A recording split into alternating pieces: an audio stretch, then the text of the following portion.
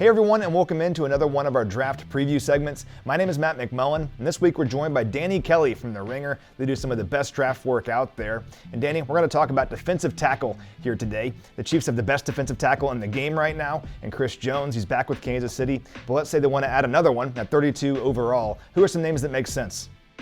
So I don't know if he's going to get there, but Byron Murphy from Texas is one of my favorite defensive tackles in this class. He's a little undersized, but really explosive off the snap, uses his hands really well. The other guy that I'd say is a potential first-round pick that you guys would probably like a lot is Johnny Newton out of Illinois, who, same kind of deal, is a little bit undersized at 6'2", 295 or so. But man, he plays with so much energy, really good with his hands. When he hits opposing quarterbacks, I'm like, this guy really kind of reminds me of Aaron Donald, just the way he actually, it's like scary how hard he hits opposing quarterbacks sometimes. He plays with that much tenacity. So Byron Murphy and Johnny Newton are the two guys I'd say that have the best chance of being first-round picks at defensive tackle. And then T'Vondre Sweat is another guy that's kind of in that same area. I'm guessing he's probably going to be more like a second-rounder, but he is 366 pounds. So this is a guy who is plug the middle of the defense. He's got a lot of quickness. He's quicker than you'd think at that size, but he's not like, a guy that's going to chase a running back down on the outside or anything like that. He's kind of just set the tone in the middle. You can get guys working off of him on stunts and things like that, but he's another guy I think that could be on that first and second round range. Yeah, Sweat, just an incredible athlete for his size. It feels like humans shouldn't be able to do that kind of thing, but he certainly can. Now, you mentioned he could be available on day 2. With that in mind, are there any other players at defensive tackle that could make sense for the Chiefs on day 2 or day 3?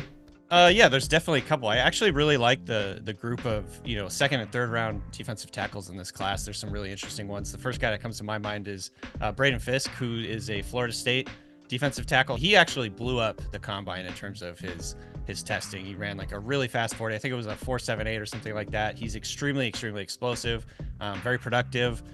High energy, highly athletic. The one issue I think with him that's going to drop him is he has really short arms. And at the defensive tackle position, it's such an important thing to have that length. And I think teams might be scared a little bit by that, but he plays with so much energy, so much tenacity and athleticism. He can bound from gap to gap. You can use him on, stunts and things like that. He chases guys down on the backside. He's just a 3-down player, but that length issue is going to be something that could drop him a little bit.